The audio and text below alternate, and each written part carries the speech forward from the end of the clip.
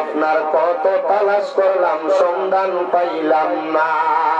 আল্লাহ বহু সন্ধানের পরে এই বলশিক উত্তর পাড়া যুব সমাজের উদ্যোগে আল্লাহ মিয়াজি বাড়ি বাইতুল আমান জামে মসজিদ সংলগ্ন হযরত খান সাহেবের মাজার প্রাঙ্গণে এই এলাকার আলেম সমাজ, তলেবুল এলেমরা সহ দাড়ি পাকা মুরব্বী বাবারা, যুবক নওজোয়ান ভাইয়েরা, ছোট্ট ছোট্ট মাসুম বাচ্চারা, পর্দার অন্তরালের আমার কত মা বোনেরা, আপনি আল্লাহর শাহিন শাহী পাক দরবারে গুনাহগার কাঙ্গালের দেশে মাপ পাওয়ার আশায় দুইখানা হাত বাড়াইছে। আল্লাহ, যার হাতটা তোমার কাছে মায়া লাগে, পছন্দ হয়, ওই হাতের উসিলায় আমরা প্রত্যেকের জীবনের গুনাহ তুমি আল্লাহ ক্ষমা কইরা দাও।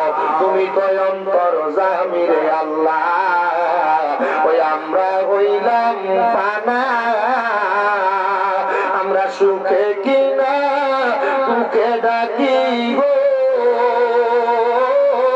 আল্লাহ, তুমি যাই না কি যা রে আল্লাহ, করো আল্লাহ যা ভালোই তোমার মনে। মাবুদ, আজকের মুনাজাতে কে জানি হাত বাড়াইছে, কার জানি জগতের মধ্যে আব্বা নাই, যেই বাবা রিক্সা চালাইয়া মাটি গাইটা মাথার গাম পায়ে ফালাইয়া পরের বাড়িতে বদলার কাম কইরা সন্তানদের মানুষের মতো মানুষ করার জন্য আব্বা নিজের রক্তরে পানি বানাইছে গো আল্লাহ।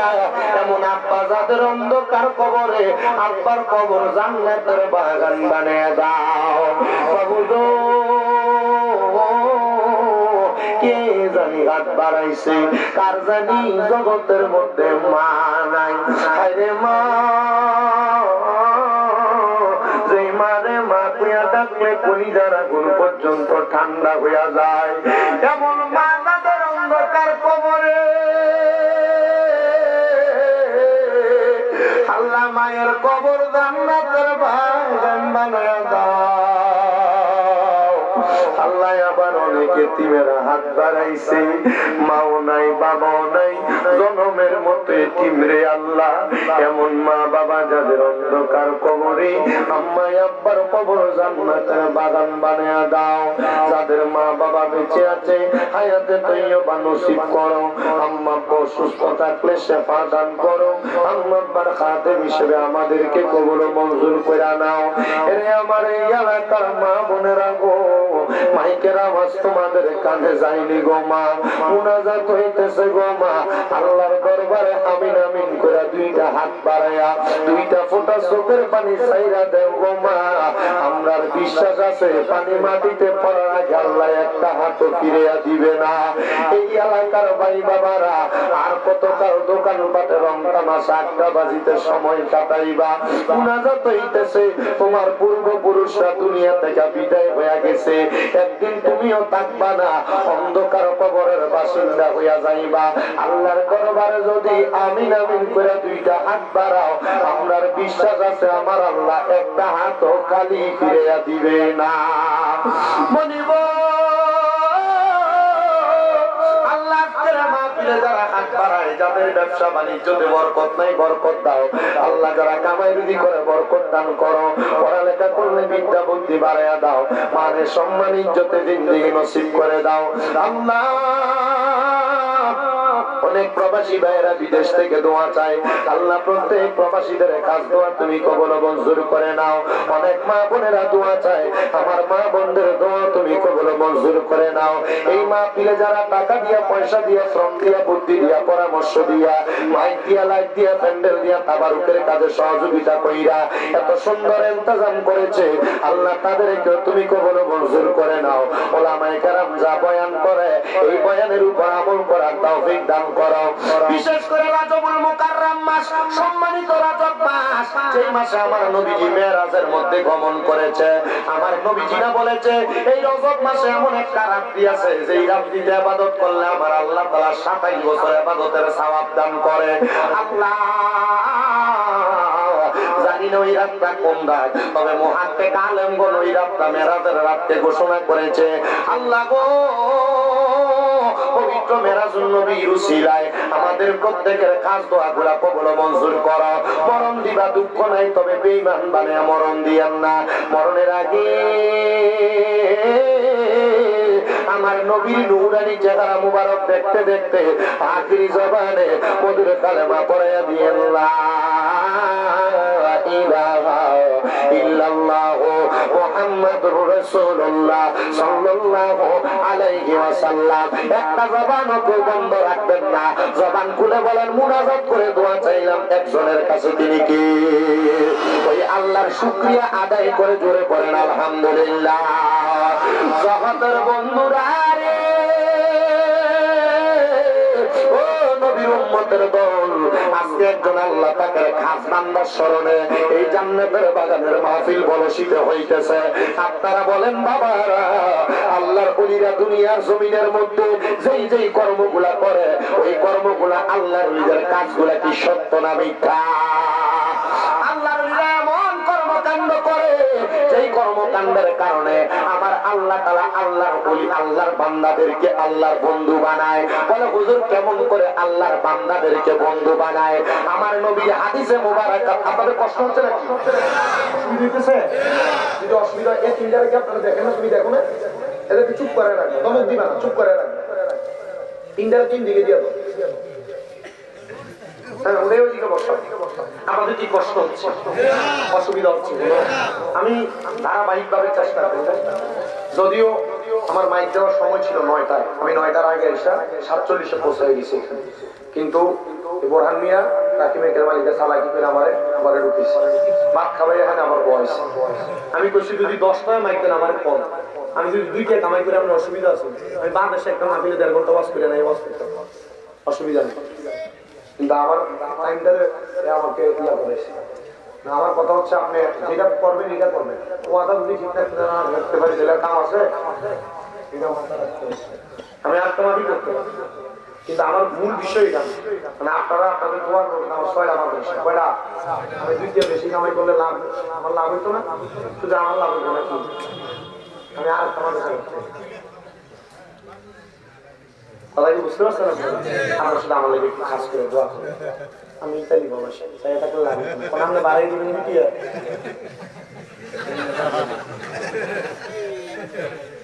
দেখ না দিয়া হয়েছে নির্বাচন যে নামাইছে নির্বাচন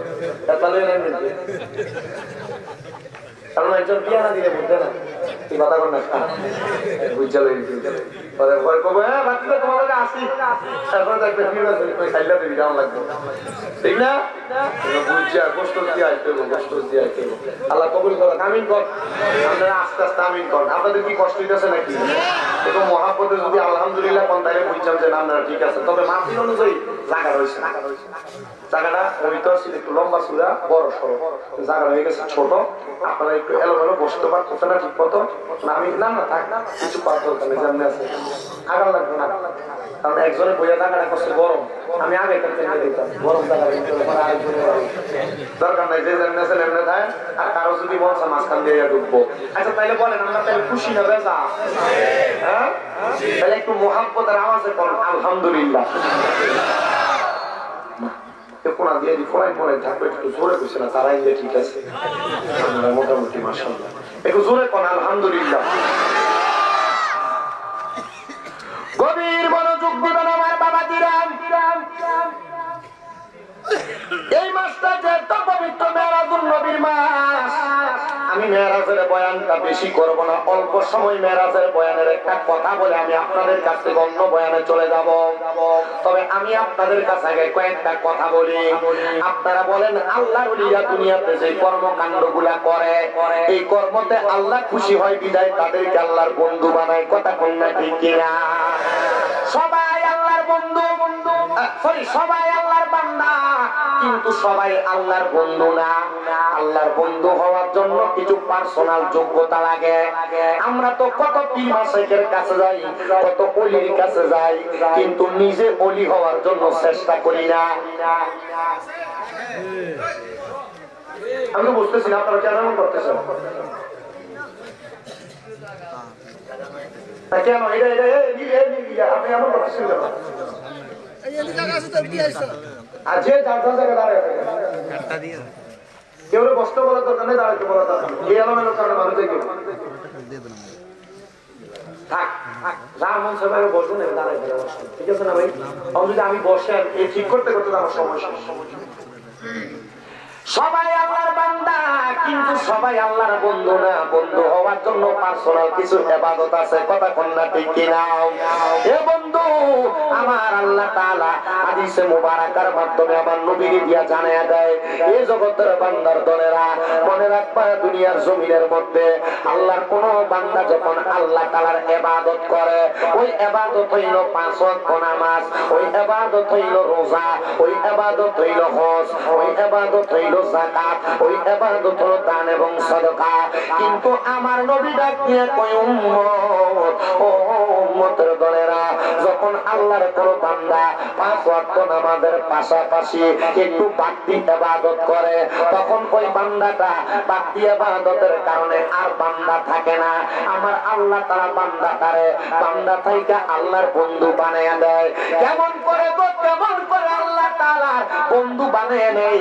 একটু মনোযোগ দিয়ে শুনেন। তিরমিজি শরীফের একটা হাদিস শরীফ আমি পড়তে গিয়ে দেখলাম, আমার নবী কই, উম্মত, ও আমি নবীর উম্মতের দলেরা, যখন আমার বান্দারা আমার উম্মতেরা 5 ওয়াক্ত নামাজ পড়িয়া কিছু বাড়তি নফল ইবাদত করে, দুনিয়ার জমিনের মধ্যে কোন মানুষ যদি কোন মানুষের কাছে কর্মী খাটার কারণে ওই মানুষটাকে বাড়তি কিছু বেতন দেওয়া হয়, বাড়তি ওভারটাইম ডিউটির জন্য। বান্দা যখন তার মৌলিক যে ইবাদতগুলো করার দরকার, এই মৌলিক ইবাদতের বাহিরে বাড়তি কিছু নফল ইবাদত করে, তখন বান্দা আমার আল্লাহ তাআলার বন্ধুতে রূপান্তরিত হয়। মুমিন মুসলমানের দলেরা, এই নবীর উম্মতের দলেরা, এবার যখন বান্দা আল্লাহর বন্ধুতে রূপান্তরিত হয়ে যায়, সাহাবায়ে কেরাম ডাক দিয়া কই, ইয়া রাসূলুল্লাহ, নবী গো,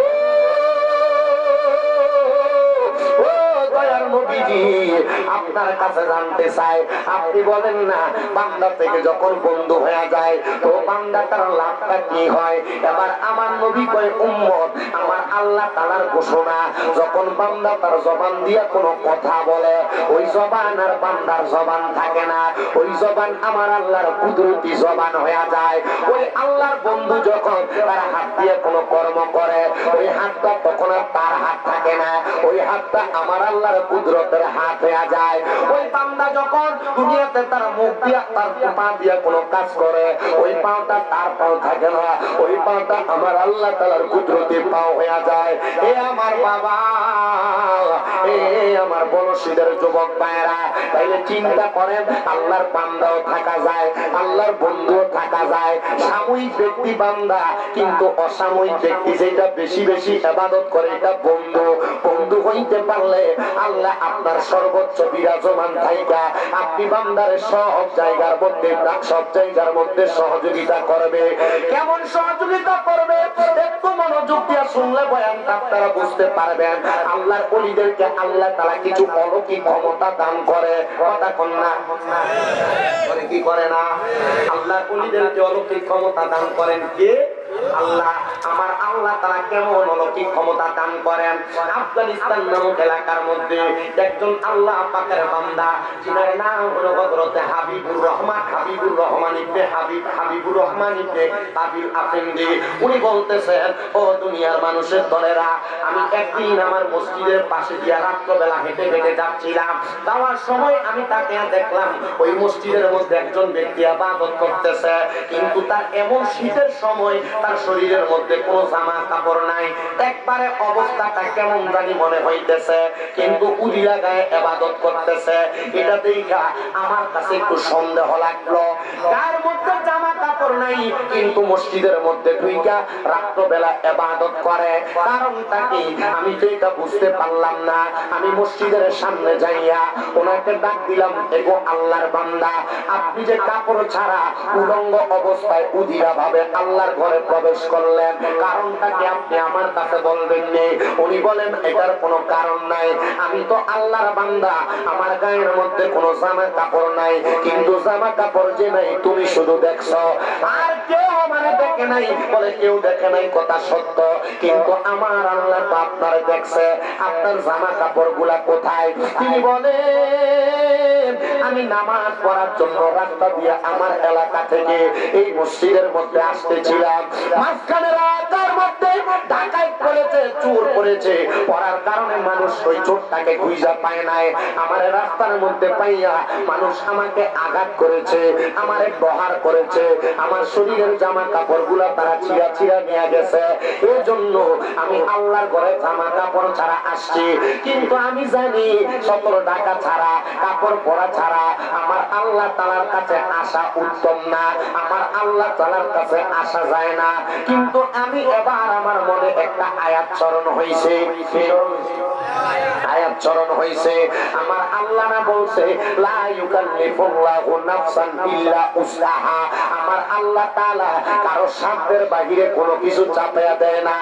আমি ওই মানুষগুলোর কাছে বিয়াদুতি হওয়ার যোগ্য, এই জন্য আল্লাহ আমারে বিয়াদুতি করাইছে, আমি এই মানুষগুলোর কাছে আমার জামা কাপড় গুলা দিয়া দেওয়ার যোগ্য, এই জন্য মানুষগুলা আমার জামা কাপড় গুলা ছিঁড়া নিছে, আর তোমার কাছে আমি ধরা খাওয়ার যোগ্য, আমি উলঙ্গ অবস্থায় মসজিদে আসছি, এটার জন্য আমি যোগ্য, এই জন্য আমার আল্লাহ তাআলা আমারে এমন ভাবে মসজিদে আনাইছে। এবার আল্লাহর বান্দা কয় আমি কোন পাগলের ধান্দার মধ্যে পড়লাম? উনি তো দেখতেছি মাওলার প্রেমে পাগল হইয়া উনি আর দুনিয়ার মানুষের মতো সাধারণ কথা বলে না, উনি তো হাকিকি লেভেলের কথা বলে, মানে গোপনীয় গোপনীয় কথা বলে। আমি বললাম বাবা এইভাবে ইবাদত করবেন আর আমার কাছে পছন্দ হবে না, আপনার কাছে আমার আবদার, আমি আপনাকে কিছু জামা কাপড় প্রদান করব, আপনি জামা কাপড় গুলা পইরা আমার আল্লাহ তাআলার ইবাদত করবেন। উনি কই এটাও আমার আল্লাহর খেলা, কারণ আল্লাহ তাআলার লীলা খেলা কেউ বুঝতে পারে না।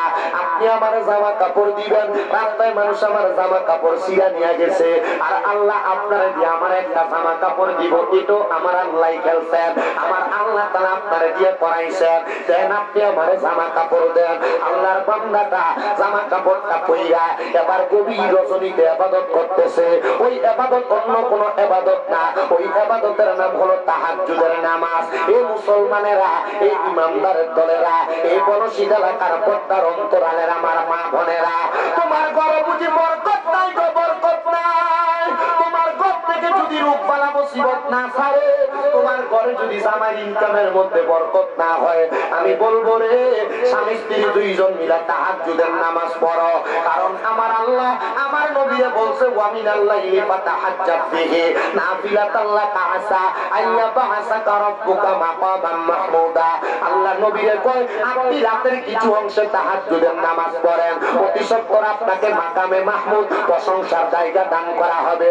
এই আয়াত যখন আমার নবীর উপরে নাযিল হয়, আমার নবী সারা রাত দাঁড়ায়া দাঁড়ায়া 2 রাকাত নামাজ পড়ছে রে, 2 রাকাত নামাজ পড়িয়া আমার নবী আল্লাহর কাছে কান্দে।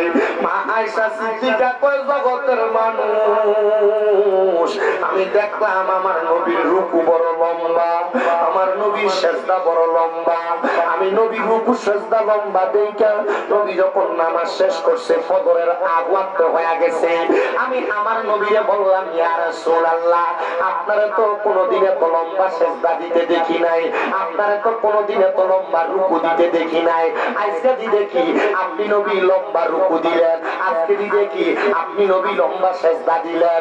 আমার নবী ডাক দিয়া কয় আয়েশা রে, ও আয়েশা শুনো, আমি নবী কেন লম্বা রুকু সিজদা দিছি? আমার আল্লাহ তাআলা আয়াত নাযিল করছে আমি নবী যদি তাহাজ্জুদ করি, আমি নবী যা চাই আল্লাহ তাআলা মাকামে মাহমুদ প্রশংসার জায়গা আমি নবীরে দিব। তুমি তো জানো আমি নবী উম্মতের পাগল। আমি জানি আমি নবী দুনিয়া থেকে যাওয়ার পরে আমার উম্মতেরা আমি নবীর দেখা দেখা তারাও তাহাজ্জুদের নামাজ পড়বে। আমি আমার আল্লাহর কাছে কান্দি, আমার আল্লাহ আমার উম্মত যদি তাহাজ্জুদের নামাজ পড়ে আমার উম্মতের কি দান করবে। নবী গো, নবী গো, আপনি কেন উম্মতের এত পাগল? ও সুন্নি মুসলমানেরা, আমরা সুন্নিরার মানুষ মাঝে মাঝে দেখবেন কয় আমরা সুন্নিরা নাকি শুধু নবী নবী করি। আরে কেন আমরা নবী নবী করতাম না? কারণ আমার নবী তো উম্মত উম্মত পেরা গেছে। ওরে বেলায়াতের মুর্শিদ হইয়া আসিলেন দিনের নবী। ওরে মুর্শিদকে না পাইলে কি আর রাসূল পাবিনি? বলেন মুর্শিদকে না পাইলে কি আর রাসূল পাবি? ওই আমার মুসলমান, আমার নবী আয়েশা, আমি নবী কেন কান্দি জানো? আমি নবী কান্দি আমার আল্লাহ যেন আমার উম্মতে মুহাম্মদী গুলারে এই তাহাজ্জুদ নামাজ পড়লে কিছু দেয়। আমার আয়েশা কই নবী গো, ও দয়ার নবীজি, আমার আল্লাহ আপনি নবীরে ফিরিয়ে দিত না। কারণ আপনি নবীর একটা উপাধি হইল মুস্তাজাবাতুদ দাওয়াত। আপনি নবী কোন দোয়া করলে আল্লাহ তাআলা দোয়া কবুল করে গো। ও মায়ার নবী, ও দয়ার নবী, রাহমাতুল লিল আলামিন নবী, আমার আল্লাহ কি বলছে? আমার নবী কয় আয়েশা, আল্লাহ ঘোষণা করছে আমি নবীর উম্মতেরা তাহাজ্জুদের নামাজ পড়া আমি আল্লাহ আমার আল্লাহর কাছে যা চাইবো আমার আল্লাহ উম্মতের তা প্রদান করব। আইরে আমার বাবা, ও বলছিদের মুসলমান, এবার এই তাহাজ্জুদের নামাজটা ওই আল্লাহর ওলি মসজিদে পড়তে গেছে। কারণ তিনি জানে তাহাজ্জুদ নামাজ পড়া আল্লাহর কাছে কিছু চাইলে আল্লাহ দেয়। অনেকের তো সন্তান হয় না, আল্লাহর কাছে চাইবেন আল্লাহ সন্তান দিবে। অনেকে ব্যবসা করেন বরকত হয় না, তাহাজ্জুদ করবেন আল্লাহ দিবে। অনেকে কামাই রুজি করেন বরকত হয় না, তাহাজ্জুদ নামাজ পড়বেন বরকত দিবে। অনেকে দুনিয়ার জমিনের মধ্যে কঠিন রোগে আক্রান্ত, আমি বলবো তাহাজ্জুদের নামাজ পড়বেন আল্লাহ দিবে। কিন্তু অনেকে চিন্তা করে হুজুর তাহাজ্জুদ নামাজ তো দূরের কথা, আমরা তো 5 ওয়াক্ত নামাজ হইতো করি না, আমরা তাহাজ্জুদের নামাজ পড়াম কোন সময়? না রে মুসলমান, না। আপনি বান্দা, আপনি উম্মতের দরকার আল্লাহ তাআলার আদেশ মোতাবেক আল্লাহ তাআলার হুকুমগুলো পালন করা। শুধু তাহাজ্জুদের নামাজ না, আরো অনেক নফল ইবাদত আছে। সালাতুল ইস্তিসকার নামাজ আছে, সালাতুল খায়রের নামাজ আছে, সালাতুল দুহার মানে চাষের নামাজ আছে, আবার সালাতুল ইশরাকের নামাজ আছে, সালাতুল আওয়াবিনের নামাজ আছে, এমন অনেক সালাতুল হাজতের নামাজ আছে, সালাতুল তাসবিহ নামাজ আছে, এমন কত নফল ইবাদত আছে। আমরা তো শুধু 5 ওয়াক্ত রইলা পাই, 5 ওয়াক্ত নামাজ তো ঠিক মতো পড়ি না। আমি বলবো রে বাবা, আল্লাহ তাআলার গোপনীয় গায়বী খাজিনা থাইকা যদি তোমরা বেশি কিছু পাইতে চাও তাইলে তোমরা এমন কিছু গোপনীয় ইবাদত করো যেটার মাধ্যমে আল্লাহ তাআলা তোমার গোপন সম্পদ দান করব। এবার ওই আল্লাহর ওলি তাহাজ্জুদের নামাজ পড়ছে, নামাজটা পড়া সারা রাত মসজিদে কাটাইছে। নামাজ পড়া যখন এবার সকাল হয়ে যায়, ইশরাকের নামাজ পড়া আল্লাহর ওলি মসজিদ থেকে বের হয়। রাতে যেই ব্যক্তির লগে দেখা হইছে ওই ব্যক্তি বাড়ি থেকে বের হয়, আল্লাহর ওলি মসজিদ থেকে বের হয়ে সামনের দিকে যায়। এবার ওই ব্যক্তি চিন্তা করে যিনি নামাজ পড়ে তার সাথে আমার আগে পরিচয় নাই, আজকে প্রথমই দেখলাম, আমি দেখি সে কোথায় যায়, তার বাড়িটা কোন জায়গায়। এবার ওই আগন্তুক ব্যক্তি বলে আমি তার পেছনে পেছনে যাইতে লাগলাম, কিন্তু সামনে যা দেখলাম সে কোনো মানুষের বাড়িতেও যায় না, তার বাড়িতেও যায় না। আমি দেখলাম সে রাস্তায় যাইয়া একটা কুকুরের সাথে কথা বলে।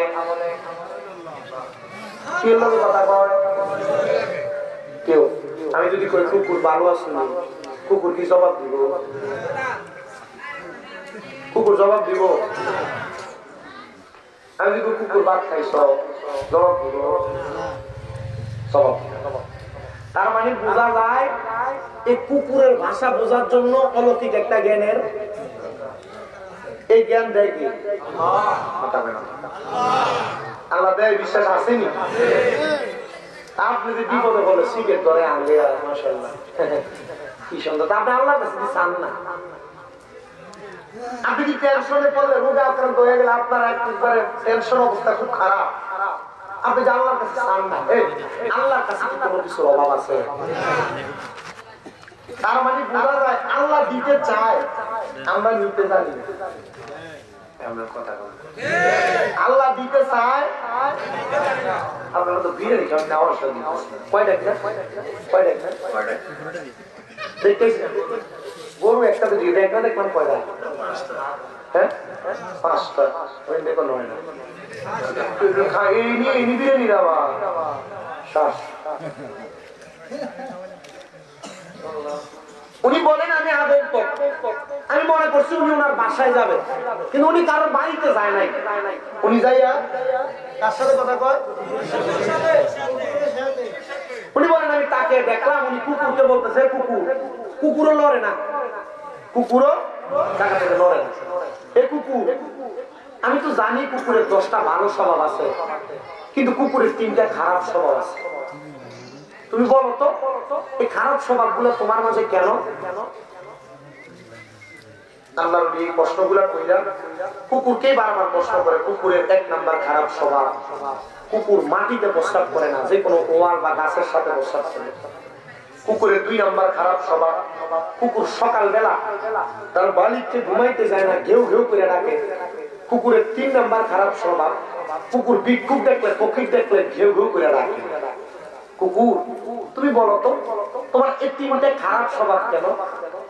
এ প্রশ্ন কইরা আল্লাহ বলি মাথা নাইয়া উনি আবার মসজিদে ব্যাক করে আসে।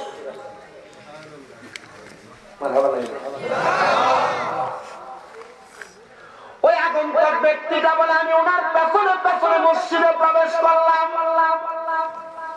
প্রবেশ করার পর ওনারে জিজ্ঞাসা করলাম, এ বাবা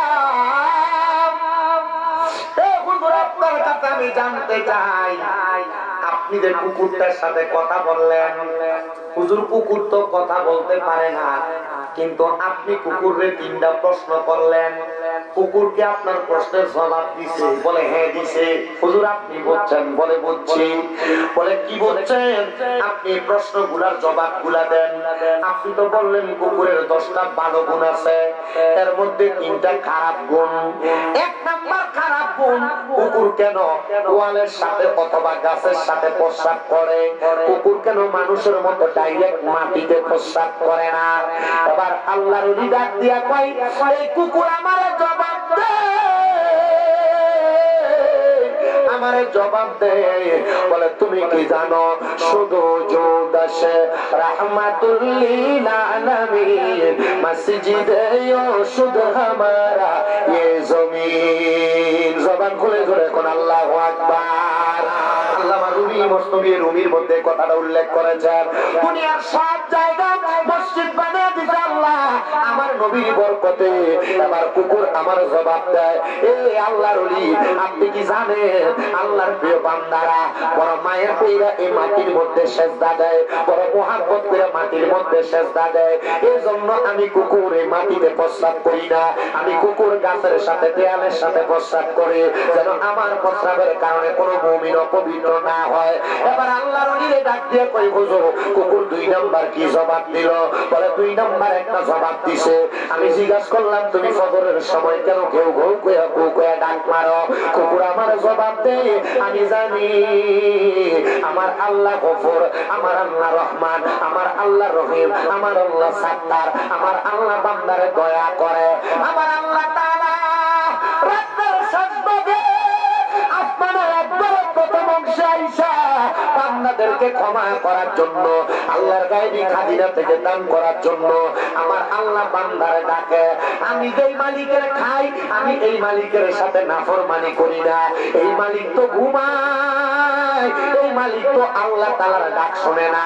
আমি কুকুর ঘেউ ঘেউ কইরা আমার মালিকটারে উঠায় দে, আমার মালিক যেন আল্লাহ তাআলা গায়বী খাজিনা থেকে সম্পদ অর্জন করতে পারে আর আমারে খাওয়াইতে পারে।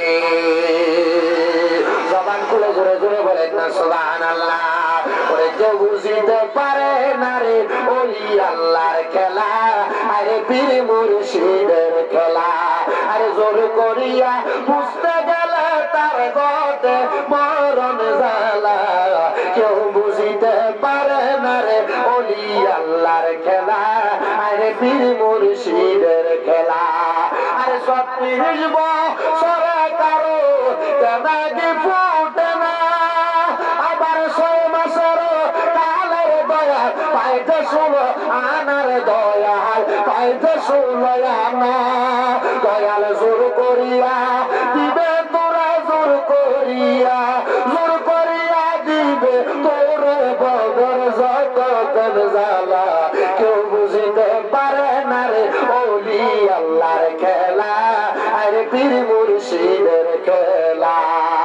কথা বলেন ঠিক কিনা? এখন তো আল্লাহ বলি গো।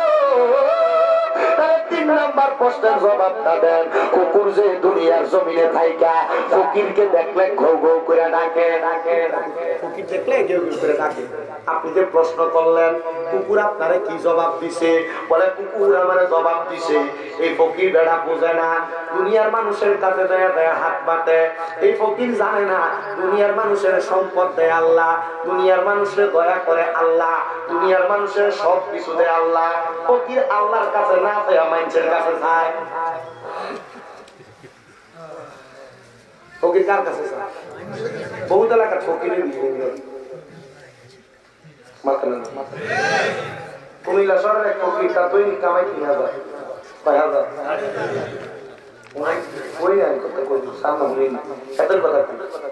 তার কামাই নাম দৈনিক 3000 5000। আমি তার একদিন দিকে গেলাম, কি অবস্থা? তুমি মাথা মাথাটা ডুবে গেল, কি অবস্থা?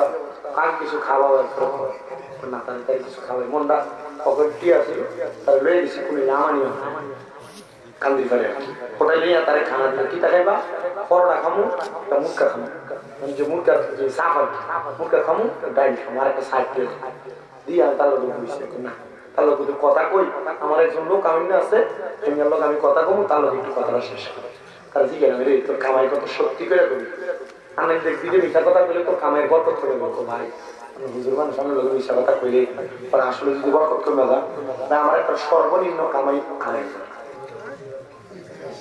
কত মাসে কত 60,000 10 70 75 কেন 75 আমার দুইটা অটো আছে না কি আছে আত্মীয় কমা মা জায়গা বেশি না আমি কোন কমান কোনটা তো বাড়িতে খরচ না দেয় খাওয়াস না তাহলে খরচ কি হয়েছে এখন আমার মাঝে মাঝে দেখলে কইলে কান্দি পারে না ফান্দি পারে কান দিয়ে ধরে ফান্দি জানবে এ তো টিয়া লাগবো না তোমার থেকে লঞ্চ আমি যে ওয়াজ করি আমার মোবাইল আছে মোবাইল আছে আমি কিন্তু তোমার ওয়াজ শুনি ওয়াজ মনস আসেনি মোবাইল আছে দিদি তো লাগেই চিন্তা করি এটা করে নিতে আবার দেখে আমার কথাটা কি হবে কইলে আপনি চিন্তা করে দেখেন স্বভাব যখন খাদ্য যখন খারাপ হয়ে থাকা তখন কিন্তু মানুষ কিন্তু পরিবর্তন ফকির ভিক্ষুকের স্বভাব মানুষের কাছে চাওয়া আচ্ছা একই 2-3 হাজার টাকা কামাই করার পরে একটা ফানের গন দিয়ে বইলে পারে না বইতো না এটা স্বভাব হয়ে গেছে না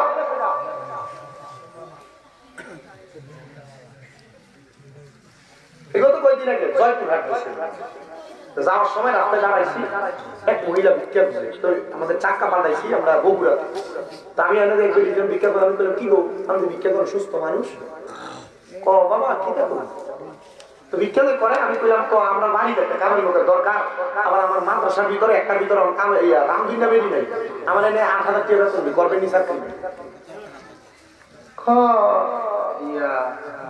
আমার ভাই সেম দুইটা মাই আছে আমার জামাই নেই তো এরা নিয়ে খাবার লাগে মাই আমি কাম করি উত্তর আমার কথা যেটা, আপনি যদি আল্লাহর কাছে চাইলে আল্লাহ আপনারা দেয়, আপনি তো ফকির মানুষ, ভিক্ষা করতে করতে খাইছ, খারাপ না কইরা ফকিরের কথা বাদ দিলাম, আপনি সাধারণ খাদ্য, আপনার কামাই 500, কিন্তু আপনার সংসার চলতেছে না, আপনি তাহাজ্জুদের মুসল্লায় আর রাত্রে আল্লাহর কাছে চাইবেন, দেখবেন একদিন, 2 দিন, 3 দিন, 1 মাস, 2 মাস, 3 মাস তাহাজ্জুদের মুসল্লায় যদি খাসনিয়তে হারাম না খেয়ে যদি কাঁদতে পারেন, আল্লাহর খাজিনায় অভাব আছে? অভাব নাই, কিন্তু আমরা চাইতে জানি। উনি বলতেছে কুকুর আমার উত্তর দেয়, আমি ফকির দেখবো এই জন্য কেউ কেউ করি। এই ফকির জানে না, এই ফকির মানুষের কাছে চায় যে আল্লাহ মানুষে দেয়। এই ফকির যদি সেই আল্লাহর কাছে চাইতো, তাহলে আমার আল্লাহ তাআলা ফকিরকে দান করত। এই জন্য আমি আপনার কাছে জানতে চাইলাম, হুজুর আপনি কেমনে এই ক্ষমতা অর্জন করলেন যে কুকুরটার সাথে আপনি বোঝাপড়া করতে পারলেন? উনি কয় আমি আল্লাহ তাআলার কিছু বাদ দিয়া ইবাদত কইরা কইরা আমি এই ক্ষমতা অর্জন করেছি। এই কথা বলার পরে আল্লাহর বান্দাটা ওই জায়গার মধ্যে মাথাটা চক্কর দিয়া পইরা গেছে। মাথাটা চক্কর দিয়া পড়ার পরে ওই আল্লাহর বান্দা আস্তে আস্তে কিছুক্ষণ পরে আগন্তুক ব্যক্তি পানি দিয়া তারা হোস কইরা ডাক দিয়া কই, হুজুর আপনি যে মাথা চক্কর দিয়া পইরা গেলেন, কারণটা কি বলবেননি? বলে অন্য কোনো কারণ নাই, আমি একটা কারণে চক্কর দিয়া পড়ছি। বলে কোন কারণে? বলে আমি তোমার সাথে যে কথা বলেছি, আমার কথাটা একটা মিথ্যা কথা ছিল। বলে কেমন মিথ্যা কথা ছিল গো? বলে মিথ্যা কথা হইল আমি নামাজ পড়া ইবাদত কইরা এই ক্ষমতা অর্জন করি নাই। বলে কিভাবে আপনি ক্ষমতা অর্জন করছেন? বলে আমার মা বাবা দুনিয়াতে যখন বাইসা ছিল, আমার আম্মা আব্বা বাইচা থাকা অবস্থায় তারা বড় বৃদ্ধ মানুষ ছিল। আমার আব্বা এবং আম্মা জানের বাম হাত এবং পা প্যারালাইজড হয়ে গেছে, তারা চলতে পারতো না, তারা কোনো কিছু করতে পারতো না। আমি আমার মা বাবা মরার আগ পর্যন্ত ওই প্যারালাইজ হওয়ার কারণে আমার মা বাবা বড় মুত্তাকি ছিল, আমার মা বাবা বড় নেককার ছিল। আমি আমার মা বাবার সামনে নিয়ে আমি তাদের নামাজের সময় নদী থেকে পানি আইনা আইনা আমার মা বাবারে ওযু করাইয়া দিতাম, আর আমার আম্মা আব্বা ওযু করত, ওযু কইরা দোয়া করত আমার জন্য। আমার মা বাবা একদিন আমার সামনে নিয়ে আমার আল্লাহর কাছে দোয়া করছে, মনিব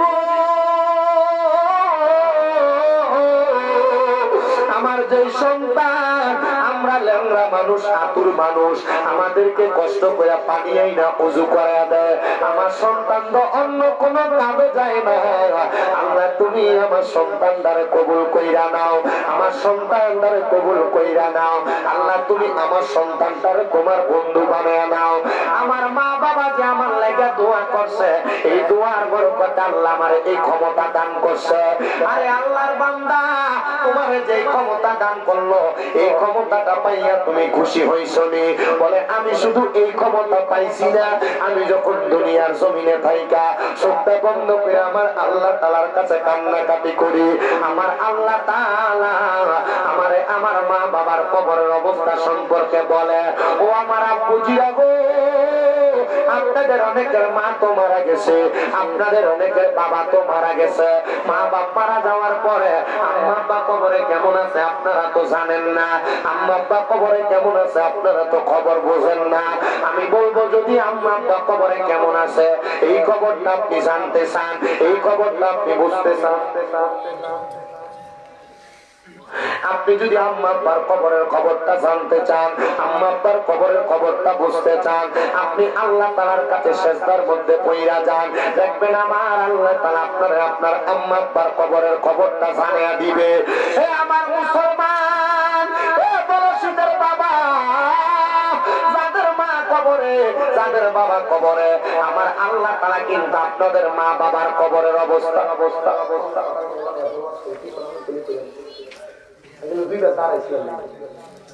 আমার নিজের দৃষ্টি হয় কি, মানে সাইকেল আওয়াজ হইলে আমি পারি না। এ মুসলমান, এ নবীর উম্মতের দল, আশিক রাসূল ভাই বাবারা, আপনি চাইলে আপনার দোয়া দিয়া আপনার মা বাবার কবরের অবস্থা পরিবর্তন করতে পারবেন। আমরা জানি মানুষের তকদির কোনোদিন পরিবর্তন হয় না, তবে দোয়ার কারণে মানুষের তকদির পরিবর্তন হয়ে যায়।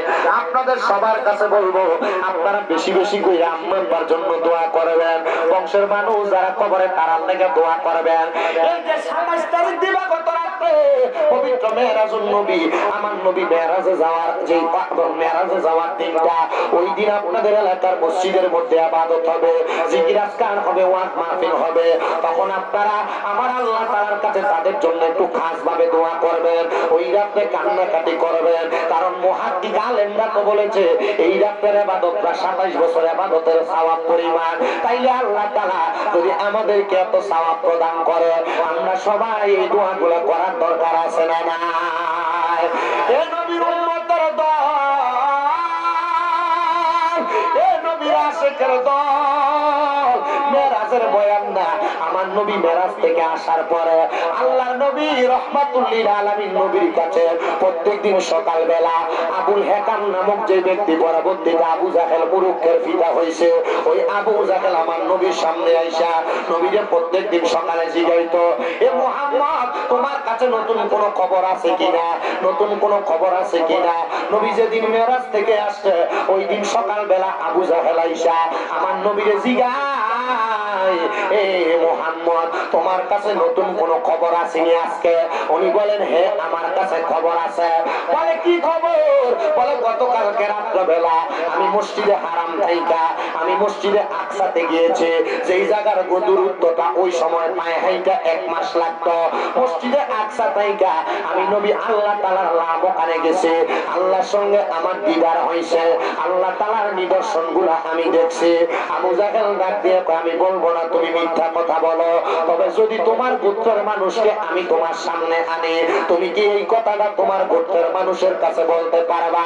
ডাক দিয়া কয়, আনেন না গো, আমি বলতে সমস্যা কি, আমি তাদের কাছে আমার কথাটা বলবো।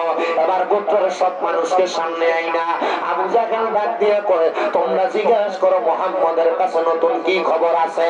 আমার নবী ডাক দিয়ে কয়, নতুন কোনো খবর না, যেটা সত্য সেই কথা তোমাদের কাছে বলতেছে। বলে, কি সত্য কথা? বলে, গতকালকে রাত্রবেলা আমরা বাইতুল মুকাদ্দাস আমি গমন করেছি। এবার ওই ইহুদিদের মধ্যে, ওই বংশের মানুষের মধ্যে অনেকেই ছিল বাইতুল মুকাদ্দাসে গেছে। এবার অনেক ইহুদিরা আমার নবীকে প্রশ্ন করে, মুহাম্মদ সাল্লাল্লাহু আলাইহি ওয়াসাল্লাম, আপনি যে বাইতুল মুকাদ্দাসে গেছেন, দেখি আপনি বলেন তো বাইতুল মুকাদ্দাসের দরজা কয়টা, বাইতুল মুকাদ্দাসের জানালা কয়টা? আচ্ছা, আপনি আমার দাওয়াত দিয়ে আনছেন, আমি আপনার বাড়িতে গেছি, আমি কি আপনার বাড়ির দরজা জানলা কোনটা আইছি?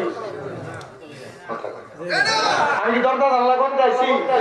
ইহুদিরা নবীরে প্রশ্ন করে, মুহাম্মদ সাল্লাল্লাহু আলাইহি ওয়াসাল্লাম, আপনি বলেন না বাইতুল মুকাদ্দাসের দরজা জানালা কয়টা, বাইতুল মুকাদ্দাসের সামনে গাছ আছে কয়টা? আমার নবী রহমতের নবী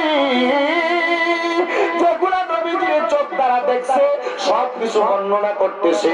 আমার নবী বলে, আমি যখন বর্ণনা করতেছি আমি একটা একটা করে বলতেছি, কিন্তু আমার আল্লাহ তাআলা আমি নবীর সামনে বাইতুল মুকাদ্দাস তারা আমার চোখের সামনে বাসায়া দিয়া রাখছে। আমি নবী দেইকা দেইকা দেইকা দেইকা ওই ইহুদিদেরকে জবাব দিয়া দিছে, এই ইহুদিরা তোমরা যে বিশ্বাস করো না বাইতুল মুকাদ্দাসে কয়টা দরজা কয়টা জানালা, আমি তোমাদেরকে বর্ণনা করতেছি। আর মনে রাখবা, আমি নবী বাইতুল মুকাদ্দাসে যাইয়া অমুক জায়গার মধ্যে একটা আংটার মধ্যে আমার বোরাকটারে বাঁধছিলাম, ওই জায়গাটার কথা বললেন। একটা ইহুদি ডাক দিয়া কয়, আল্লাহি আল্লাহর কসম কইরা বলি, আল্লাহর কসম কইরা বলি রে, মুহাম্মদ সাল্লাল্লাহু আলাইহি ওয়াসাল্লামের জবান দিয়া যা বলতেছে আমি বাইতুল মুকাদ্দাসে তাই দেখে আসছি, মানে ওনার কথা সত্য, ওনার কথা সত্য। আবু জাহেল ডাক দিয়া কয়, আইরে ইহুদিরা, তোমরা বুঝি আবার মুহাম্মদের কথা মানলা? আরে মানবে না কেন? আমার আল্লাহ না বলছো, ওয়াল্লাযী আরসালা রাসূলাহু বিল হুদা ওয়া দীনিল হাক্কি লিইয়ুযহিরাহু আলা দীনি কুল্লিহি ওয়ালাউ কারিহাল মুশরিকুন। আমার আল্লাহ তাআলার পেয়ারা হাবিব এমনি এমনি আসে নাই, আমার আল্লাহ তাআলার পেয়ারা হাবিব সত্য বাণী নিয়ে হেদায়েতের নূর নিয়ে দুনিয়াতে আগমন করেছে। এই জন্য রাসূল পাকের জবান মুবারকের কথা যখন কোন বান্দারা শোনে, এইটা শুইনা তাদের ঈমানটা বৃদ্ধি হয়ে যায়, তারা পাগল পারা হইয়া যায়। ওই সময় আবু জাহেলের সামনে অনেক মানুষ আমার নবীর কাছে ইসলাম ধর্ম গ্রহণ করেছে। ওই দিন এখনো পর্যন্ত নবীর এক নম্বর সাহাবী হযরত আবু বকর সিদ্দিক রাদিয়াল্লাহু তাআলা আনহু আমার নবীজির দরবারে আসেন নাই। আবু জাহেল যাইয়া আবু বকর সিদ্দিকের বাড়ির সামনে দাঁড়ায়া ডাক দিয়া কইরে, আবু বকর তুমি কি আমার একটা কথার জবাব দিবা? বলে কি জবাব চাও? বলে তোমার নবী মুহাম্মদ সাল্লাল্লাহু আলাইহি ওয়াসাল্লাম আমরা দুরূদ শরীফ আদায় করে না, করলে তো এই ইমানদার থাকতো, ঠিক না? আমরা এই জন্য দুরূদ শরীফ আদায় করি। আবু জাহেল ডাক দিয়া কয়, তোমার নবী মুহাম্মদ সাল্লাল্লাহু আলাইহি ওয়াসাল্লাম উনি নাকি গতকালকে মেরাজের মধ্যে গমন করছে, আল্লাহর সাথে দিদার করে আসছে, এই কথা কি তুমি বিশ্বাস করো? আবু জাহেল কয়, সত্যাটা অবশ্যই আমরা বিশ্বাস করি, অবশ্যই আমরা মানি। এর চাইতে জটিল বিষয়গুলা আমি আবু বকর মানছি, আর মানছি শুধু এইটা না, আমি বিশ্বাস করে এটার উপর ঈমান আনছি। আবু জাহেল আবু বকর আমার নবীজির সামনে ডাক দিয়ে কয়, ইয়া রাসূলুল্লাহ, আমার নবীজি মুস্কি হাসে। নবী প্রশ্ন করে, আবু বকর, আবু জাহেলের সাথে বুঝি তোমার লেখা, তোমার কি বলছে? বলে নবী সে আমারে বলে আমি নবী, আপনি নবী মেরাজের মধ্যে গিয়েছেন, এই কথা আমি মানি কিনা? আমি বলছি মানি। আমার নবী কয়, আবু বকরের কাছে আমি যখন মেরাজের খবর দিলাম, মেরাজের খবর দেওয়ার সাথে সাথে আমার কথাটা সত্য বইলা আবু বকর সিদ্দিকী সর্বপ্রথম এই কথাটাকে সত্য জানছে। আবু বকর যখন ইসলাম গ্রহণ করে নাই, নামটা ছিল আবু কুহাফা, এবার নামটা ইসলাম ধর্ম গ্রহণের পরে নাম হয়ে গেছে আবু বকর। মেরাজের সাক্ষী দেওয়ার কারণে আমার আল্লাহ তাআলা আমার পেয়ারা হাবিব মুহাম্মদুর রাসূলুল্লাহর মাধ্যমে আবু বকরের নাম দাঁড়াইয়া দিছে সিদ্দিকে আকবর। সবচাইতে বড় সিদ্দিকে আকবর মানে সত্যবাদী। ওরে সিদ্দিকে আকবরের দাবি দেখবি যদি দয়াল নবী, সিদ্দিকে আকবরের দাবি দেখবি যদি দয়াল নবী, জীবনে আর জ্বালা থাকবে না বাবা, থাকবে না। আবু বকর অবশেষে জায়গা পাইল নবীর পাশে, আবু বকর অবশেষে জায়গা পাইল নবীর পাশে, জীবনে আর দুঃখ রইল না বাবা। শোনো না হাদিসে পাকে এই বর্ণনা, আর যে মদিনায় যাইবে নবীর দিদার পাইবে, যে মদিনায় যাইবে নবীর দিদার পাইবে, শাফায়াত করবে শাহে মদিনা বাবা। শোনো না হাদিসে পাকে এই বর্ণনা। আপনারা বলেন মদিনা যাইতে চাই কি চাই? সবাই আসলে মদিনা যেতে চাইনি আমি। অল্প কিছুদিন আমার চুল্লি লম্বা ছিল না, অল্প কিছুদিন হয়ে যায় আসছে। আমি যখন মদিনা শরীফের সামনে গেছি, আমি নবীজির সোনালী রওজা মুবারকের জালিটার দিকে তাকাইয়া দেখলাম নবীজির নাম মুবারক, সিদ্দিক আকবর আবু বকর সিদ্দিকের নাম মুবারক, হযরতে ওমর ইবনে খাত্তাব রাদিয়াল্লাহু তাআলার নাম মুবারক। আমি দেখা চুপ হয়ে গেছি, একবারে চুপ হয়ে গেছি। আমি চুপ হয়ে চিন্তা করলাম, ইয়া রাসূলুল্লাহ, তারা কত ভাগ্যবান, তারা আপনি নবীর ভালোবাসা দুনিয়াতে আপনার সঙ্গী ছিল, আবার তারা আপনি নবীর মহব্বত করে দুনিয়া থেকে বিদায় হওয়ার পর আখিরাতে আপনার সঙ্গী সঙ্গী। আমি যদি মারা যাই, আপনি নবী আমি মরার পরে পাবো কিনা জানি না। নবী গো, আমার মনে বড় একটা শখ ছিল, আমি জীবনে একবার হইল মরণের আগে আপনার রওজার সামনে আসবো। ইয়া রাসূলুল্লাহ, আমি আপনার রওজার সামনে আসছি। 7 দিন একটা না নবীর রওজার সামনে দাঁড়ায় নবীদের 5 ওয়াক্ত নামাজের পরে সালাম দিয়েছি। যেদিন লাস্ট মদিনা শরীফ থেকে আমি মক্কায় যাবো, আমি মদিনা শরীফের সামনে যে নবীদের রওজায় সালাম দিয়া কই, ইয়া রাসূলুল্লাহ, আমার তো শখ ছিল মদিনা শরীফ আসবো, এত তাড়াতাড়ি আল্লাহ কবুল করবো আমি বুঝছি না। আল্লাহ আমার কবুল করছি। ইয়া রাসূলুল্লাহ, আপনার রওজার সামনে আসছি নবী, এখন আমার মনে আরেকটা শখ জাগছে গো, আমার মনে একটা শখ হয়েছে, আপনি নবী রওজাটা দেখে এত সুন্দর লাগছে, আমার মনে এখন চিন্তা হইতেছে আপনি নবী জানি দেখতে কত সুন্দর। নবী আমার মরণের আগে আপনি নবী একবার দিদার আমার দিলেন, আপনি নবীর চেহারাটা যেন মরার আগে একবার দেখে মুক্তি পাই। আমি এটা কইছি না শুধু, আমি কইছি ইয়া রাসূলুল্লাহ ও মায়ার নবী, আপনি নবী রওজা মুবারক দেখছি, শান্তি পাইছি। বাংলাদেশে যে ওয়াজ করতে যায় কত মানুষকে নিয়ে ওয়াজের মাঠে আপনি নবীর গজল গায়, আপনি নবীর শান গায়, আপনি নবীর দুরূদ পড়ি, কিন্তু তারা মক্কা মদিনা আসতে চায়। ইয়া রাসূলুল্লাহ তাহলে আপনি একবার মক্কা মদিনা আইনেন, কারণ বাংলাদেশে মসজিদের মসজিদে নামাজ পড়লে এক ওয়াক্ত পড়লে এক ওয়াক্ত সওয়াব পাবেন, কিন্তু মদিনার মসজিদে নববীতে এক ওয়াক্ত নামাজ পড়লে 50,000 রাকাত সওয়াব। নবী গো মক্কা শরীফের কালো গিলাফের দিকে তাকিয়ে তাকিয়ে এক ওয়াক্ত নামাজ পড়লে 1 লক্ষ ওয়াক্তের সওয়াব পাওয়া যায়। নবী গো জীবনে কোন দিন 1 লক্ষ ওয়াক্ত নামাজ পড়লাম আপনি তারা একটু কবুল করে মক্কা মদিনা আইনেন। আব্বা টাকা পয়সা আছে 2-3 লাখ টাকা এক করে দিলে খেতে দিয়া জায়গা জমি কিনে রেখে দেন, টাকা পয়সা এক করে দিলে আপনি ব্যাংক কিনে রেখে দেন। আল্লাহ আপনি মারা যাওয়ার পরে আপনার সন্তান আত্মীয় স্বজন জায়গাগুলো এই সম্পদগুলো তার মতো করে ব্যবহার করেন। আমি মক্কার সামনে যাই দেখছি এক বুড়া বেড়া খুব কষ্ট করে মক্কার দিকে ঢুকতেছে, কিন্তু আমি দেখছি বুড়া মানুষ মক্কায় ঢুকার পর আমি 1 চক্কর দিয়ে তাওয়াফ দিয়ে আসছি, আমি দেখি রুকনে ইয়ামিনের সামনে বুড়াটা আমার পেছন দিয়ে দৌড়ে দৌড়ে আইতেছে। আমি কইলাম কি রে, এবারে রাতে না লাঠিও ছিল, দৌড়ে দৌড়ে আইতেছে, লাঠি কই? আমি চিন্তা করলাম না মক্কার সামনে আওনে এখন আর লাঠিটা লাগতেছে না, ইমানের জোরে আল্লাহ শক্তি বাড়াই দিচ্ছে। ভাই কক্সবাজার ট্যুর দেওয়ার লেগে পোলা পানি 15-10,000 টাকা 20,000 টাকা বাজেট করে, আমি আপনার কাছে কমু আপনি টাকাটা মক্কা মদিনা যাইবার লেগে বাজেট করেন। কি শান্তির জায়গা, কি মজার জায়গা। আমি আসার পরে আর মনে শান্তি নেই, আমি শুধু আল্লাহর কাছে দোয়া করি আল্লাহ আরেকবার দেখি না যাওয়া যায়। ওই জায়গায় গেলে আপনার তৃপ্তি মিটবে না, খানা খাবেন আপনি আরে খানা, মক্কা মদিনাতে গেলে আপনি জমজমের পানি খেতে খেতে আপনার পেট এমনি ভরে যাবে। আপনি নামাজ পড়ে বাইর হবে দেখুন ছোট ছোট বাচ্চারা ইয়াল্লাহ হাজি হাদিয়া কই আপনারা ডাকতেছে, খেজুর খেয়ে পেট ভরে যাবে। এত মজার জায়গা মক্কা মদিনা। আর আপনি আরেক কথা মনে রাখবেন, আল্লাহর নবী বলেছেন মান যারা কবরি ওয়াজাবাত লাহু শাফাআতি ইয়াউমাল কিয়ামাহ, যে ব্যক্তি আমি নবীর রওজা মুবারক জিয়ারত করলো তার জন্য সুপারিশ করে আমি নবীর জন্য অত্যাবশ্যক, আমি নবীর জন্য ওয়াজিব। তো নবী যদি আপনার জন্য সুপারিশ করে এই মিয়া নবীর সুপারিশকে আল্লাহ ফিরিয়ে দিব না, আপনার জন্য জান্নাত ওয়াজিব হয়ে যাবে। এই জন্য আপনাদের কাছে আমি একটা কথা বলতে চাই, এটাকে সবাই আমি আপনাদের কাছে আবদার করি, জীবনে যা করেন আর না করেন মক্কা মদিনা যাওয়ার নিয়ত করেন। যাইতে চান না? নিয়ত করতে অসুবিধা আছে? রাসূল পাকের বিষয় ভালো ভালো নিয়ত যারা করে এই নিয়তের বরকত আল্লাহ তাআলা তাদের করে দেন।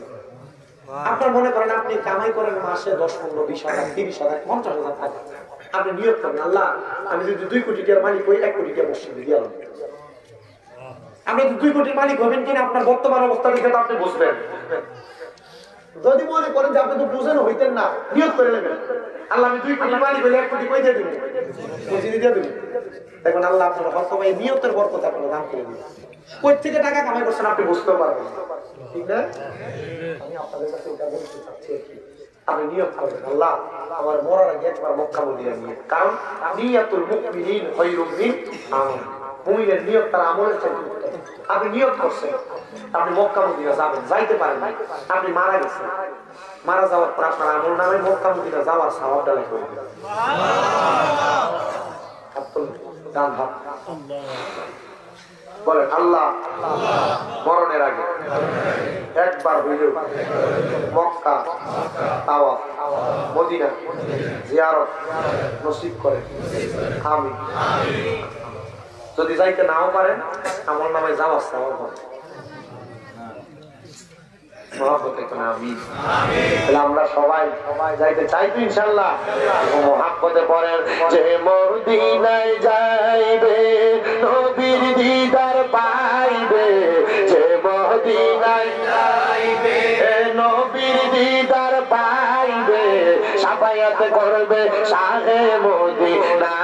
বাবা শোনো না হাদিস হাদিসে পাকে এই বর্ণনা বর্ণনা হাদিসে পাকে এই বর্ণনা সিদ্দিকে আকবরের দাবি দেখবি যদি একবার নবী সিদ্দিকে আকবরের দাবি দেখবি যদি একবার নবী জীবনে আর জ্বালা থাকবে না বাবা থাকবে না আবু বকর অবশেষে জায়গা পাইল নবীর পাশে আবু বকর অবশেষে জায়গা পাইল নবীর পাশে জীবনে আর দুঃখ রইল না বাবা শোনো না হাদিসে পাকে এই বর্ণনা যে মদিনায় যাইবে নবীর দিদার পাইবে যে মদিনায় নবীর দিদার পাইবে শাফায়াত করবে শাহে মদিনা বাবা শোনো না হাদিসে পাকে এই বর্ণনা একটা জবান বন্ধ রাখবেন না সবাই চিৎকার মেরে বলেন আল্লাহু আকবার দুনিয়ার মুসলমান আমার নবী আসার পরে সিদ্দিক আকবর সাক্ষীটা দিয়েছেন এই জন্য সিদ্দিক আকবর রাদিয়াল্লাহু তাআলা আনহু আমার নবীর কাছে সবচাইতে বড় সত্যবাদী হিসেবে প্রমাণ পাইছে ও নবীর উম্মতের দল ও আশিক রাসূল ভাই বাবারা এবার আপনারা বলেন আমরা সবাই সিদ্দিক আকবরের মতো আমার নবীকে বিশ্বাস করার দরকার আছে না না মুহাব্বতের আওয়াজে বলেন আছে না নাই নারে তাকবীর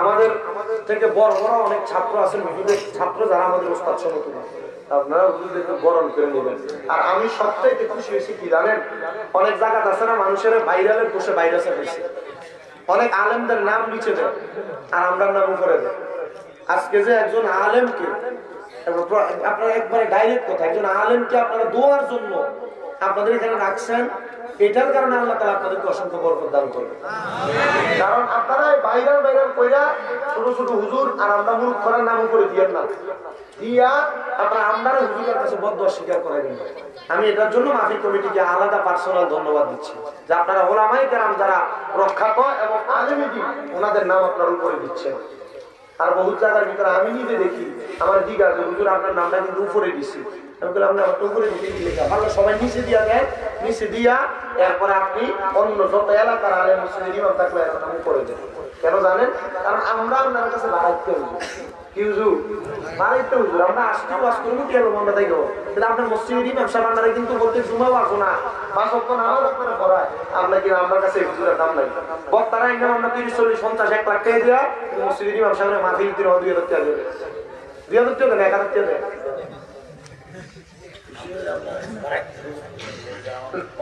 আমি আরো বেশি আমি বাড়িতে তো আমি নবীদের ওয়ারিস হয়তো এটার কারণে আমি নগণ্য আরো ছোট বানাই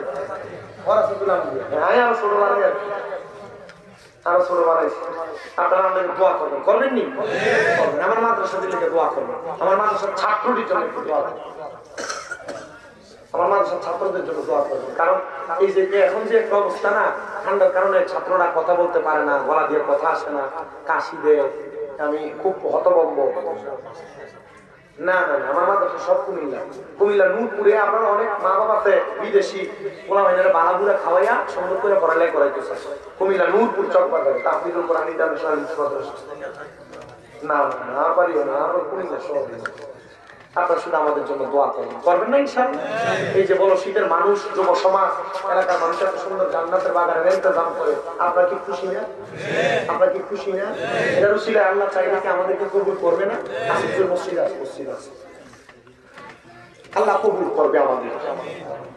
এই জন্য আপনাদের সবার কাছে আপনারা ওলামায়ে কেরামকে সম্মান ইজ্জত তাজিমের সাথে রাখবেন তো ইনশাআল্লাহ।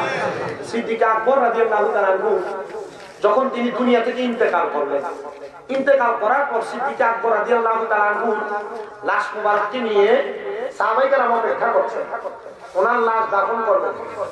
আমি আল হাসাইসুল কুবরাতে ঘটনাটা দেখে আমি অবাক হইলাম, কি ওনার জীবনী এত বড় ঘটনা। সিদ্দিক আকবর রাদিয়াল্লাহু তাআলা আনহু ইন্তেকালের পরে এবার সব সাহাবায়ে কেরাম ওনার জানাজা পড়ার পর সবাই অপেক্ষা করছেন ওনাকে কোথায় দাফন করবেন। পাশে জান্নাতুল বাকি না, সিদ্দিক আকবর রাদিয়াল্লাহু তাআলা আনহু লাশটাকে জানাজা করার পর অনেক সাহাবায়ে কেরাম যখন বসা, হঠাৎ একজন সাহাবী উনি উল্লেখ করে বলতেছেন, হে নবীর কলিজার টুকরা সাহাবায়ে কেরাম, আমার রাসূল পাক আমাকে অল্প কিছুক্ষণ আগেই বলে দিলেন সিদ্দিক আকবর রাসূল পাকের দুনিয়ার সঙ্গী ছিল, হিজরতের সঙ্গী ছিল। আমরা যেন সিদ্দিক আকবরকে নবীজির পাশে শোয়া দিয়া আমরা যেন সিদ্দিক আকবরকে রাসূল পাকের আখিরাতের সঙ্গী বানায় দিই। আচ্ছা বাবা, সিদ্দিক আকবর রাদিয়াল্লাহু তাআলা আনহু, আবু বকর সিদ্দিক রাদিয়াল্লাহু তাআলা আনহু যদি নবীজির মেরাজের সাক্ষী দিয়া, নবীজির সাথে হিজরতের সাথী হইয়া, নবীজির দুনিয়ার জীবনের সাথী হইয়া উনি যদি ইন্তেকালের পর নবীর পাশে জায়গা পায়, আমরা নবীর পাশে জায়গা পাবো কিনা এটা বলতে পারি না, জান্নাতুল বাকিতে জায়গা পাবো কিনা এটা বলতে পারি না। তবে আমরা যারা সুন্নি মুসলমান আমরা দাবি করি, আমরা এতটুকু বিশ্বাস রাখি যে হুজুর আমরা ইন্তেকাল করার পর, আমরা ইন্তেকালের আগে সাকরাতুল মাউতের বিছানায় আমরা নবীজির দিদার চাই, ঠিক কি না? নবীজির দিদার চাই কি চাই না? আব্বা তো নবীজির দিদার চান, আপনি নামাজ পড়েন না, লাভ হইব? নবীজির দিদার চান, আপনি নামাজ পড়েন না, কোন লাভ আছে? নবীজির দিদার চান, আপনি দুনিয়ার জমিনের ভিতরে যত বক কাফন করে দেওয়া হয় আপনি পাইবেন নবীর দিদার। নবীজির দিদার চান, আপনি আপনার ভাই ভাতিজার জমি দখল করে রাখেন, ভাই ভাতিজার সম্পদ বুঝিয়ে দেন না, লাভ হইব? নবীজির দিদার চান, মওতের পরে আপনি নবীজির সুপারিশ চান, কিন্তু আপনি খান সুদ, আপনি খান ঘুষ, আপনি খান করার হক মাইরা। আপনারা কোন এমন লোক আছে না নাই? মসজিদ ইমাম সাহেবের পেছনে একবার আখ কাতারে যায় নামাজ পড়ে, সুদের টিয়া খায়, আসেনি? আবার বিভিন্ন জায়গার ভিতরে সুদ ফুটিয়ে ধরে নিয়ে মসজিদের সভাপতি বানায়, ঘুষ ফুটিয়ে ধরে নিয়ে মসজিদের সেক্রেটারি বানায়, এই সুদখোর ঘুষ ফুটিয়ে ধরে নিয়ে এলাকার মাথা বানায়নি, বানায়নি। মানে বয়ে বয়ে দেখবেন এই সুদখোর আর ঘুষ ফুটি লম্বা লম্বা কথা কয়, শিক্ষা ছাড়ে কথা বলতে কেন? হ্যাঁ, কিন্তু এগুলার কথা আপনি বলতেছেন না, আপনি আমার ঘরে দেখতে সালাম দেন, সালাম আলাইকুম জামানের পরে তারপর ওটা বলি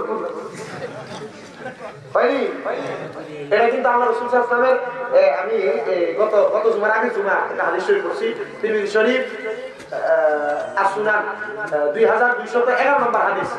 আমি পড়ে দেখছি যে রাসূল সাল্লাল্লাহু আলাইহি ওয়াসাল্লাম এই আমরা আযাব গজব, বিভিন্ন নতুন নতুন রোগ, বিভিন্ন ঠাড়া পড়া অথবা এই যে ভূমিকম্প, বড় বড় আযাব আসতেছে আমার কাছে, এই কেন আসে? আমি পরে দেখলাম রাসূল সাল্লাল্লাহু আলাইহি ওয়াসাল্লাম হযরত আলী ইবনে আবি তালিব রাদিয়াল্লাহু তাআলা আনহু মাধ্যমে হাদিস বর্ণনা করছেন যে রাসূল যখন দেখবা আমার উম্মতের মধ্যে 15টা কাজ হইতেছে, তখন মনে করবা তোমাদের কাজ আর গজব চারিদিক থেকে আঁকড়ে রেখেছে। কেন হইল? যে সমাজে মানুষ যাদেরকে এই যে সমাজের এই যে মসজিদের সর্দার মাথা পর বানাইবো, এই একবার নিকৃষ্ট মানুষকে ধরে ধরে বানাইবো। 2 নাম্বার আরেকটা যেটা দেখছে এটা হইলো মানুষের অনিষ্ঠতা থেকে বাঁচার জন্য সাল্লাল্লাহু আলাইহি ওয়াসাল্লাম সাল্লাল্লাহু আলাইহি কোথা ইয়ার দিকে এক মাহফিলে সিলেটের দিকে যাওনে আমার কাছে 3-4 জন মসজিদের হুজুর মুয়াজ্জিন যে এও দিতেন, হুজুর এরা মসজিদে মাহফিল করে তো সানা, হুজুরের না মিলাদ মাহফিল করবে এরা চায় না, কালেকশন করাইয়া কালেকশন কি আছে দিত সানা, কালেকশন করে অমুকে ভাগদার লেখাইছে মসজিদের সভাপতি লয় এলা একজনকে 5000 সেক্রেটারি 5000 থেকে কম আমুক রাখা দিয়ে দিছি, এবার দিন গেলে পাইতে জানি হুজুর মসজিদের মাইকি বানাই তো সানা তার কাছে টাকা।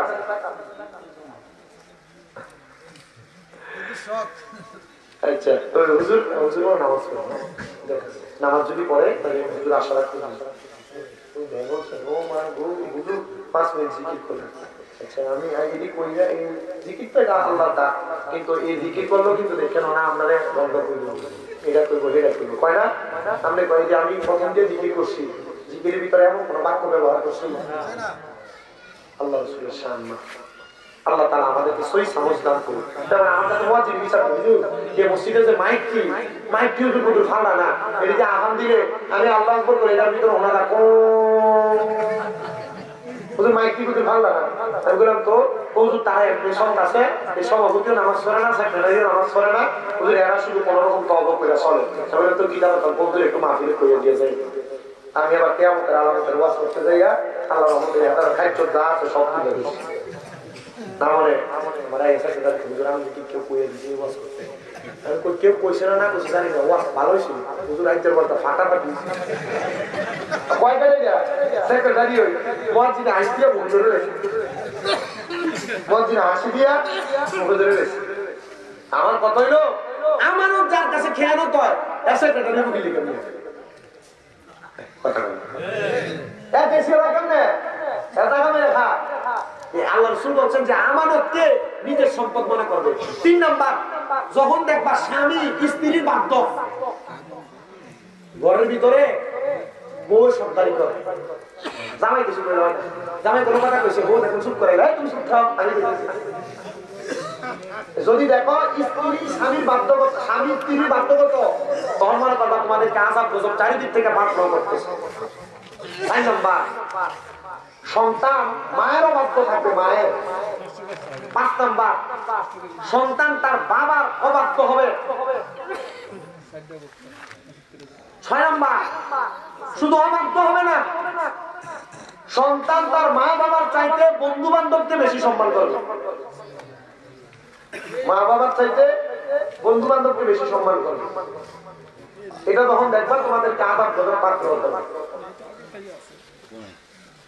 আর 2টা তো বললাম, 7 এবং 8 তো 2টা বললাম। 9 নাম্বার, দেখবা তোমাদের মাঝে কিয়ামতের পূর্বে নতুন নতুন বাদ্যযন্ত্র তৈরি হবে। নতুন নতুন বাদ্যযন্ত্র কি? এই যে দেখেন আগে বিয়াতে কোন রকম বেগে গীত গাইতে, এখন বিয়া মুসলমানি গায়ে হলুদ জন্মদিন কান পুরানি নাক পুরানির ভিতরে দেখ সেটাকে লাগাইবে ডিজে পার্টি কনসার্ট হয় কিনা? 3 দিন আগ থেকে চলে, মানুষ ঘুমাইতে পারে না। এই নতুন নতুন দেখবা তোমরা বাদ্যযন্ত্র আবিষ্কার হয়। আপনি এই বাদ্যযন্ত্র বাজায় বিয়া পড়াইতেছেন, আমার বিয়ার ভিতরে বিয়া পড়ানোর পর আল্লাহ এই বিবাহের মাধ্যমে তাদের যে মিলবন্ধন দান করো আর তাদেরকে একটা নেককার সন্তান দান করো। আপনি বিয়ে শুরু করলেন গান বাজনার মতো হারাম কাম দিয়া, আমার নেক সন্তান আশা করে। তারপর দেখেন 1 মাস পরে মাইয়া ফুটে ফোলানে ভিডিও ফোলানে, এটি বহুত বিশাল ঠিক কিনা? 11 নম্বর, দেখবা তোমরা মহিলা শিল্পী প্রলোভন বাইরে যাবে। মহিলা শিল্পী, মহিলারা গান গাইছে, প্রচুর পরিমাণ মহিলারা গান গাইছে, এটা অ্যাভেলেবল আছে। আমরা এই সাইডে তো কম, ওই যে উত্তর সাইডে দেখবেন পিছন দিয়ে লেখো উষ্ণবারক বেরিয়ে থেকে গান করে কি করে না? এটা বাউলগান গুলা গায়, মায়ে ভাই এটা বাউলগান করা নিচে দিয়ে ভিতর দিয়ে নাম দেয় উরুস মুবারক, উরুস মুবারক নাম দিয়ে বাউলগান করে। এবং মহিলা শিল্পী বেড়াই তোলেও এটা দমে না বলে। আমি যখন প্রথম 17 সাল থেকে মাহফিল করি, আমি কিছু কিছু মাহফিলে গেছি, পরে আমি যে দেখতাম মাহফিল শেষ নামার পরে কালকে জন্মাইতে জমছে না, ওয়াজ করার পরে কালকে জন্ম মানি পরে কালকে গান পরে আমি শাস্তি মোটামুটি 4-5 বছর সারা পরে আমার এই বছর একজনে বলতেছে হুজুর আপনি তো কয়ে গেছেন যে বাউল গান যারা করে এটা হারাম কাজ, এটা নিষিদ্ধ কাজ। এখন থেকে আমরা এই নিষিদ্ধ কাজ করতাম না, আমরা মাহফিলটা রাখেন না, তলে তলে খবর নেই না, তারা আমার কাছে এটা হাইট করে লুকিয়ে রাখবো, পরে ঠিকই পরে দিয়ে তারা গান করে। আমি বলি ভাই তোমার মাহফিলটা আমাদের। আর সর্বশেষ যেটা কারণ, সর্বশেষ কারণ হইল উম্মতের মধ্যে এমন লোক আগমন করবে যারা তাদের পূর্ববর্তী আলেমদেরকে তুহমত দিব। তুহমত দেখেন এখন এমন একটা জামান আসছে, নতুন নতুন হুজুর বাইরেছে, নতুন যারা আইয়া এমন ফতোয়া দিতেছে আর বলতেছে আগে যে হুজুরে কয়ে গেছে এরা বলে গেছে এদের মতো কথা, বাপদাদা ফতোয়া চলবে না, বাপদাদা ভুল করে গেছে এমন ফতোয়া দিবে। এটা রাসূল পাক সাল্লাল্লাহু আলাইহি ওয়াসাল্লামের কথা যে 15টা কাজ যখন দেখবা উম্মতের মাঝে সংগঠিত হয়েছে তখনই মনে করবা তোমাদেরকে আযাব আর গজব। এটা করোনা ভাইরাস। এটা তো আমরা ধরেন আমার জন্ম আমার এখন বয়স 26-এ পড়লো, আমি গত 2 বছর 3 বছর আগে করোনা হয়েছে, এর আগে 20 বছর তো করোনা ভাইরাসের নাম শুনছি। নতুন নতুন এর মধ্যে অনেক ভাইরাস আগমন করছে। এই নতুন নতুন রোগ কেন হইতেছে, এই বড় বড় ভূমিকম্প কেন হইতেছে? এগুলো হওয়ার কারণ হলো আল্লাহ তাআলা এই আযাব গজব দিয়ে আমাদেরকে পরীক্ষা করতেছে। আল্লাহ আমাদেরকে এই আযাব গজবগুলো থেকে হেফাজত করুন। পড়েন আমিন। মুহাব্বতের আওয়াজে পড়েন আমিন। সর্বশেষ কথা যেটা আমার বলছে যদি মাইক ছাড়ার আগে আল্লাহ তাআলার জাতের জিকির করবেন, ইনশাআল্লাহ আমি কিছু জিজ্ঞাসা করব। আপনারা একটু কষ্ট করে হুজুর আসবেন, হুজুর বয়ান করবেন, আপনারা একটু কষ্ট করে সামনের দিকে আগে বসবেন, হুজুরকে এক সুন্দর পরিবেশ উপহার দেন। যারা কারণ ওনারা আমি ওয়াজ করে যাই দাও, ওনারা একটা ক্লাসে যা পড়াইবো এই ক্লাসের 6 ভাগের 1 ভাগ আমি মনে ওয়াজ করতে পারি। কথা কি বুঝছেন? এই 1.5 ঘন্টার ভিতরে আমি 6 ভাগের 1 ভাগও ওয়াজ করতে পারি না। আমার কথা হলো ওনারা যা বলবে এই কথাগুলোর উপর আমল করে বাস্তবায়ন করবেন, আর আমার কথা থেকে যা বুঝছেন এটার উপর ঈমান আকীদাকে পরিপূর্ণ রাখা চলার চেষ্টা করবেন। আল্লাহ আমাদেরকে কবুল করেন। সবাই পড়েন আমিন। সবাই মুহাব্বতে হুজুর আসার আগে একটা ইসমে জাতের জিকির করেন। আল্লাহ আল্লাহ আল্লাহ আল্লাহ আল্লাহ আল্লাহ দমে দমে জফরে নাম আল্লাহ আল্লাহ দমে দমে মারহাবা আল্লাহ আল্লাহ আল্লাহ দমে রমর বাড়িঘর দরজা পিলে সবই পর দমে দমে বাড়িঘর তম্বুরাইলে সবই পর দমে দমে তালাশ করো কে আছে আপন মারহাবা আল্লাহ আল্লাহ আল্লাহ দমে দমে মারহাবা আল্লাহ আল্লাহ আসিলে তুফান পারবে না গরবান আসিলে তুফান চিনবে না গরবান মন পাখি পাইয়া যাইব নিজ জঙ্গলাই দমে দমে মারহাবা আল্লাহ আল্লাহ আল্লাহ আল্লাহ দমে দমে মারহাবা আল্লাহ আল্লাহ আল্লাহ আল্লাহ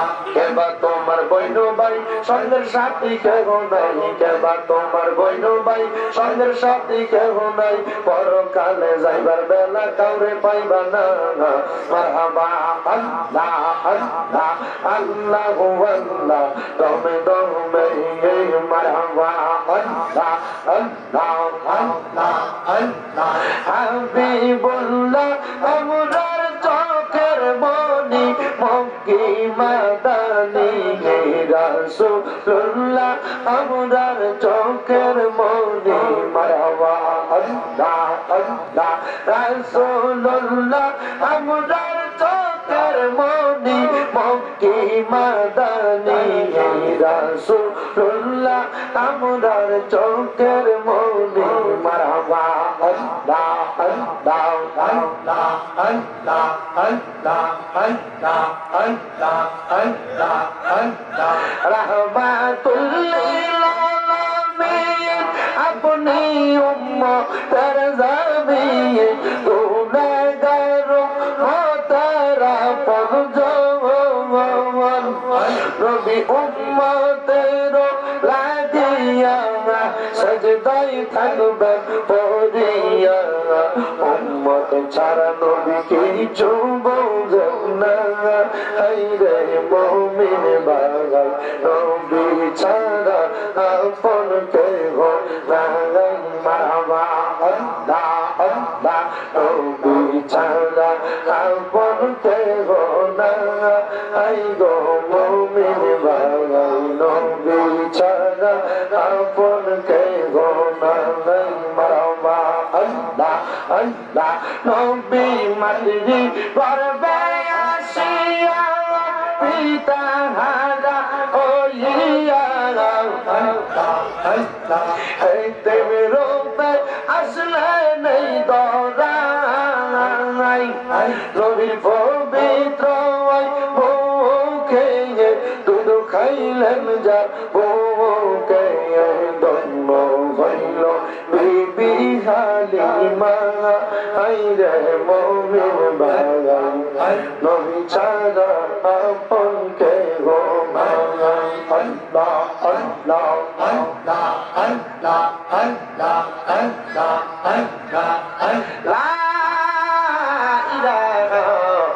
ইল্লাল্লাহ মুহাম্মাদুর রাসূলুল্লাহ সাল্লাল্লাহু আলাইহি ওয়াসাল্লাম।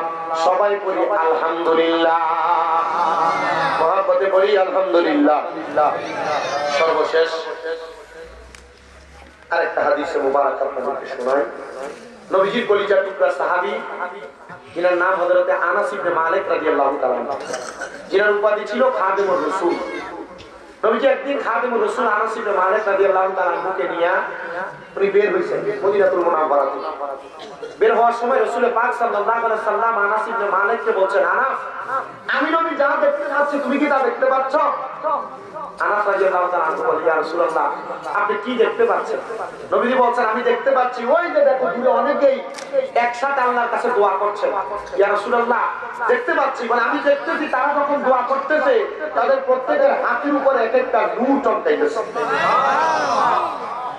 কি চমকাইতেছে? নূর চমকাইতেছে। এটা বলার মূল কারণ হইল সবে মেরাতের রাতে বহুত মসজিদের ভিতরে তালা ঝুলে, এরা এই রাতে ইবাদত করাকে বেদাত মনে করে, এই রাতে ইবাদত করতে চায়। এই বইটা বলার মূল কারণ একসাথে হইয়া যে দোয়া করলে আল্লাহ কবুল করে।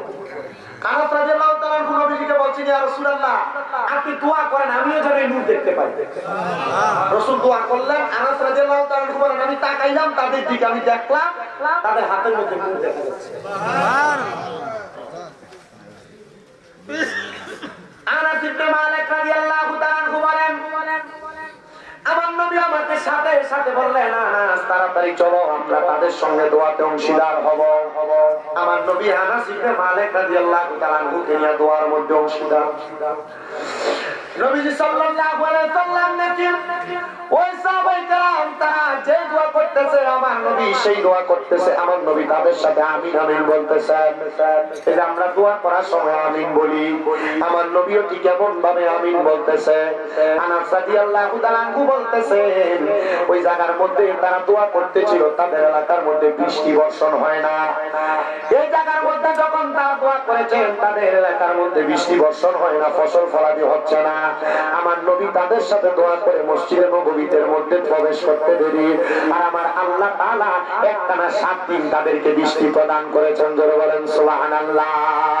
আল্লাহ যেন আমাদেরকে এমন দোয়া করে করে দোয়া অর্জন করার তৌফিক দান করে, দোয়া করে করে আল্লাহর কাছ থেকে, আল্লাহর গায়েবী খাজিনা থেকে আমাদের যত দয়া অর্জন করার তৌফিক দান করুন। পড়েন আমিন। সবাই তাকবীর দেন। নারে তাকবীর, নারে রিসালাত, নারে পাক পাঞ্জাতন।